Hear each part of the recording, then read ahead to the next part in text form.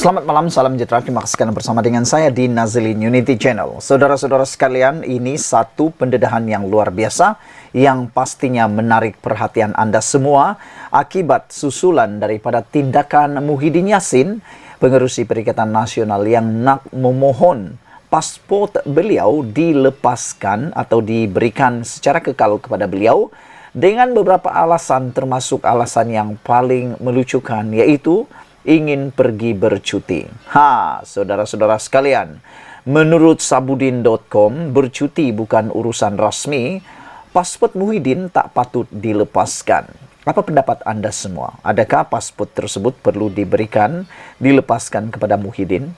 Kerana dikhawatir kalau pasport Muhyiddin diserahkan kepada Muhyiddin dengan beberapa alasan, termasuk mahu bercuti ke United Kingdom, ini mungkin akan menjadi duluan. Ini mungkin akan menjadi ikutan kepada orang yang lain yang juga mengalami nasib yang sama seperti Muhyiddin Yassin, yaitu pasport mereka ditahan kerana masih di dalam perbicaraan di mahkamah, dan salah satu daripada jaminan untuk beliau dilepaskan daripada untuk perbicaraan yang seterusnya. Jadi, apa pendapat Anda? Perlukah pasport Muhyiddin diserahkan kepada beliau ataukah tidak perlu?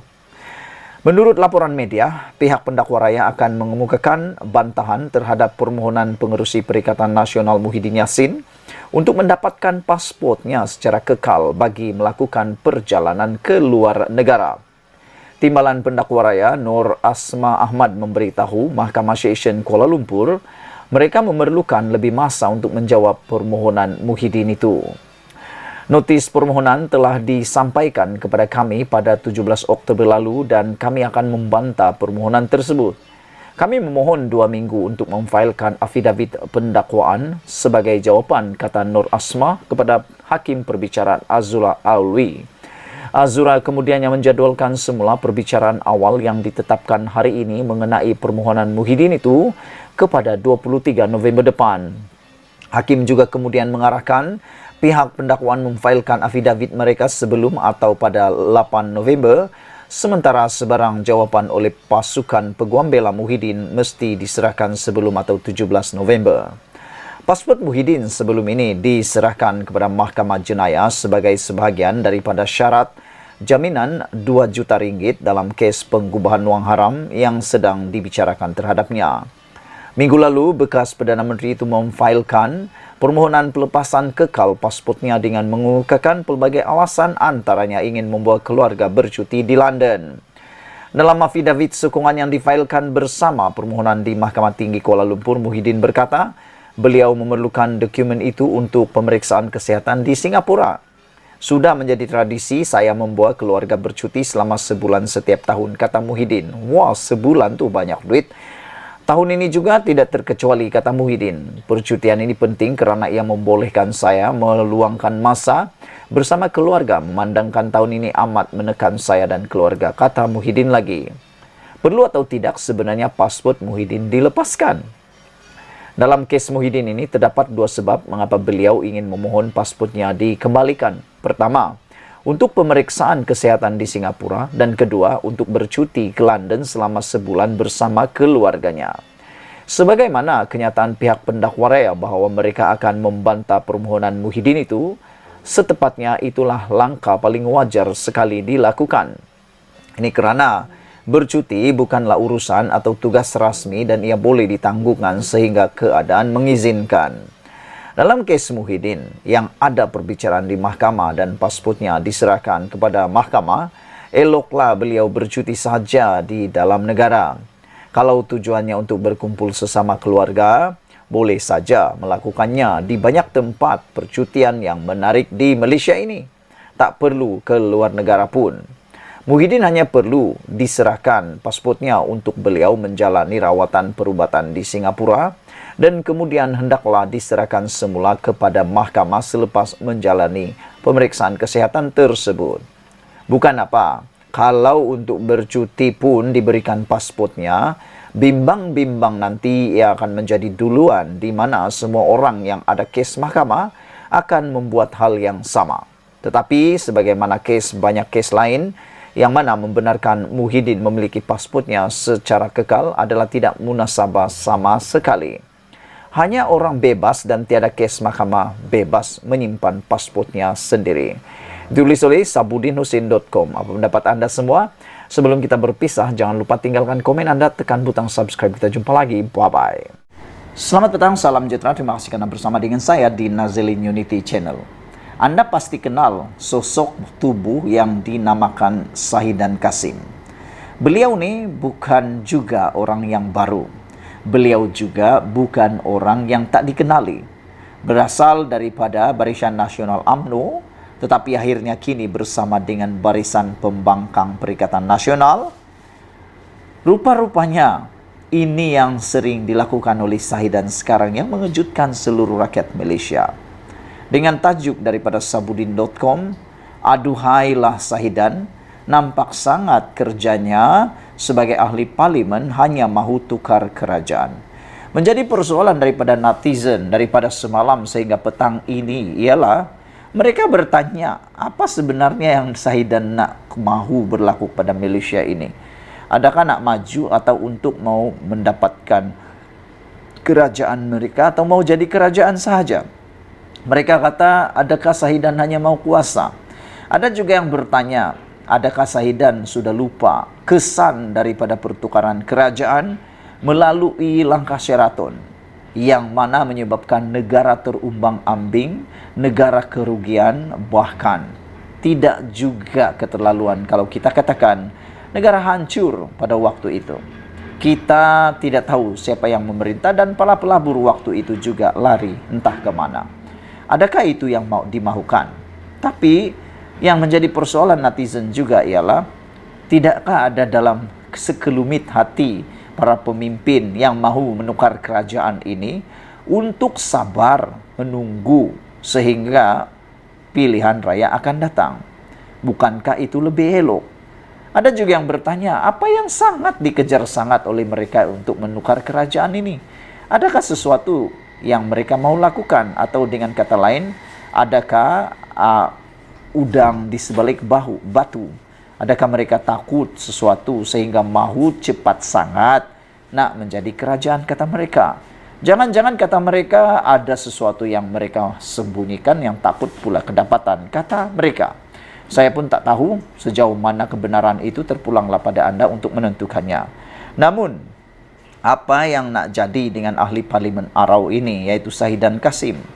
Apakah kerjanya sebagai ahli parlimen hanya ingin menukar kerajaan saja? Sedih dan memalukan, ada ahli parlimen macam dia ni, menurut Sabudin. Kerja ahli parlimen ialah membela dan memperjuangkan nasib rakyat, bukan asik nak tukar kerajaan. Tetapi kenapalah Shahidan masih tak habis-habis dengan keinginan nak menukar kerajaan? Di parlimen hari ini, beliau mencadangkan agar Akta Anti Lompat Parti diketepikan bagi memberi kebebasan kepada ahli-ahli parlimen untuk memilih kerajaan baru. Yang ini secara saya pribadi saya membantah. Kalau itulah yang dikehendaki oleh Shahidan Kassim, saya tak setuju langsung.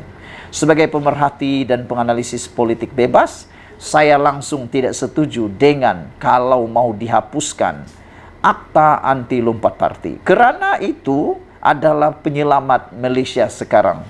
Saya yakin tanpa Akta Anti Lompat Parti itu, sudah ada ahli parlimen yang dah melompat-lompat dan lompat. Sampai bila perkara itu berlaku? Kalau Anda setuju dengan saya, tinggalkan dalam ruangan komen. Tapi kalau Anda tak setuju, tinggal juga dalam ruangan komen. Saya sangat tidak setuju kalau Akta Anti Lompat Parti ini diketepikan. Inilah yang menyelamatkan Malaysia sebenarnya. Akta Anti Lompat Parti inilah penyelamat politik Malaysia sekarang. Dulu tanpa Akta Anti Lompat Parti, ahli-ahli parlimen ini sembarangan mengkhianati mandat rakyat. Betul tidak? Anda fikir betul-betul. Saudara-saudara sekalian, di parlimen hari ini, Shahidan Kassim mencadangkan agar Akta Anti Lompat Parti diketepikan bagi memberi kebebasan kepada ahli-ahli parlimen untuk memilih kerajaan baru. Adakah niat lagi dalam hati beliau ini mahu berlaku langkah Sheraton. Ada lagi kah keinginan mereka ni untuk mau pancing para ahli parlimen? Tak tahulah aku apalah yang berlaku. Ini kerana beliau mendakwa kerajaan yang ada sekarang gagal menangani kenaikan harga barang.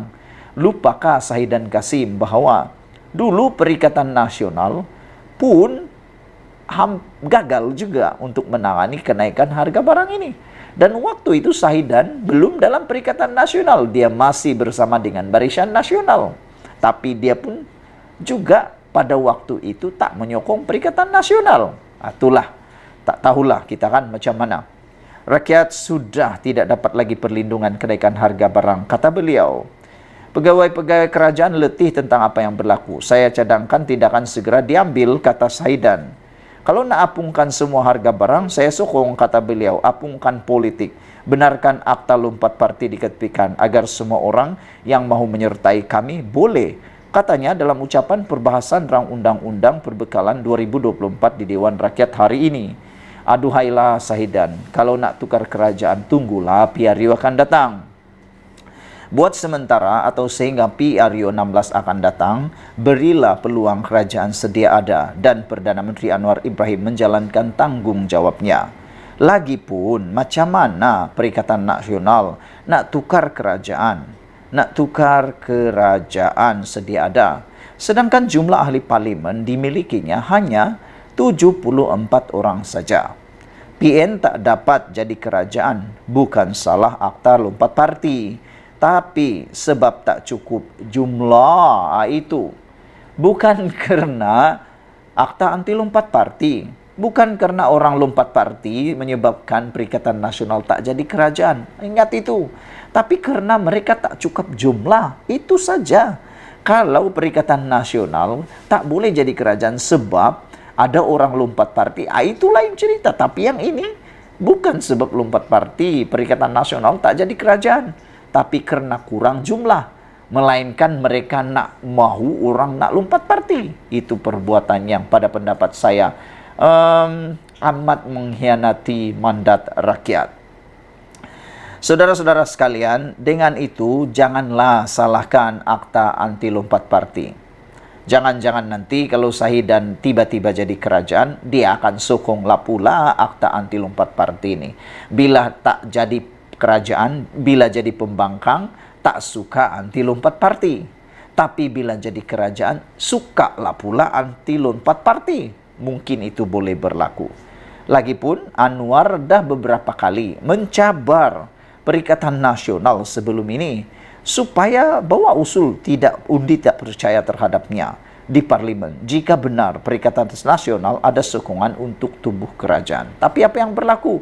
Perikatan Nasional tak berani pun mahu membuat usul selepas itu. Kenapa? Mereka tahu mereka tak cukup sokongan. Kenapa tak berani nak bawa ke kata sabudinhusin.com. Sahidan, kalau mahu juga nak tukar kerajaan, apa kata Sabudin, usulkan undi tak percaya di parlimen. Sekian dulu untuk kali ini. Jangan lupa tinggalkan komen Anda. Malaysia kita punya, kita juga sama-sama cintai Malaysiaku. Kita jumpa lagi. Bye-bye.